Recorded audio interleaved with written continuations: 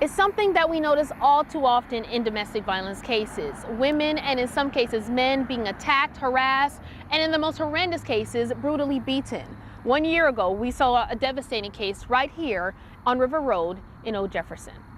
Jefferson Parish Sheriff's Office, Operator 32. Hi, I'm calling from Audubon Nature Institute. I'm the employer of an employee that has filed or has submitted a restraining order. The woman on the line is a human resource worker at the Audubon Zoo. She hasn't shown for work today and wanted to see if I could give an address for a welfare check. She's worried about her employee, 20-year-old Cindy Hanson, who's 7 months pregnant. She was at work yesterday. There was an event planned for her today. She was excited about it. She's expecting there was going to be a department baby shower. She didn't show.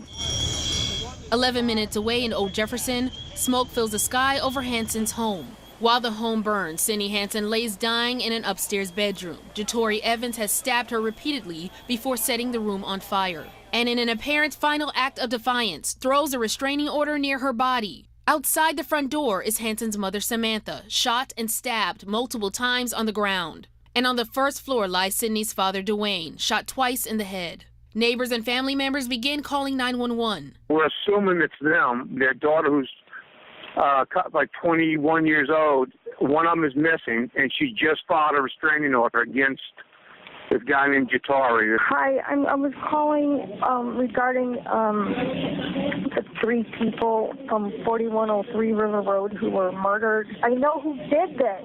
I have his freaking address. I have his mother's address. After a manhunt, the NOPD arrests Evans in New Orleans the next day. He had some physical injuries consistent with some sort of altercation, some scratches to his arm, cuts to his hands. Dina DiMartino was Samantha Hanson's best friend.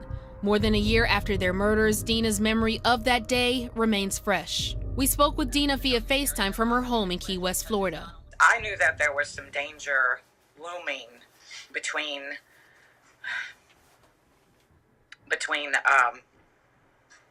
Evans and the family, and I only knew little part of that because she wanted to talk about it when she was here. But she never got a chance to explain. Cindy's parents, Samantha and Dwayne, planned on visiting Dina, scheduled to fly out the day after they were killed. She kept saying there's some drama, there's some issues, and that all came up in the last 2 weeks before their death. Evans had a history of domestic violence. Hanson's friends and coworkers told investigators he was abusive, oftentimes becoming jealous and controlling towards her when she ended their relationship. In newly released documents from JPSO, a sergeant who served with Evans in the National Guard told investigators Evans had expressed anger towards Hanson, saying he felt the baby Cindy Hanson was carrying wasn't his. About a month before she was murdered, Cindy told friends that Evans slashed her tires and poured bleach in her gas tank. Fearing for her life, she filed a temporary restraining order. Evans allegedly told Cindy that if she ever got a restraining order, he was going to kill her and hurt her family.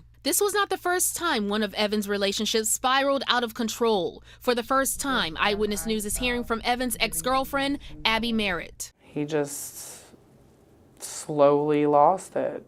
Merritt says things were perfect in the beginning. Evans came from a great family and never forgot her birthday. But when the relationship soured and the couple broke up, things took a dangerous turn. That was when he had slashed the tires on my car. He broke into my house and stole our laptops and a TV. He threatened to kill me. He said I would be dead within 6 months. She says she called St. Tammany deputies at least 10 times. He threatened to light my house on fire, and it was just in a phone call. I just remember it. And the only reason I remember it is because he did light a house on fire and hurt Sam, Dwayne, and Sydney, and the baby. Eventually, she says Evans moved on. When she heard the news about the Hansons and saw the flames on TV, her heart dropped. I was really hurt that this happened to an unborn child. That's what got me the worst. In September of last year, while awaiting trial, police say Evans hanged himself in his jail cell. The Hanson family is still too distraught to talk on camera. They say they wanted justice for Samantha, Dwayne, Sydney, and her unborn child. But they're also glad they won't have to live through a lengthy and grueling trial. They say they'll mourn for a lifetime. Merritt says she never pressed charges or would drop them because in her situation, she really did love Evans, and in many of the situations, she really did feel like the justice system would not protect her. Tomorrow night, we'll bring you another story, the story of Simone Veal and her ex-husband, Sylvester Holt, another case of domestic violence and tragedy. We'll also tell you what's being done to help domestic violence victims across the state and why some leaders say more needs to be done. In Old Jefferson, I'm Carice Jackman, Eyewitness News.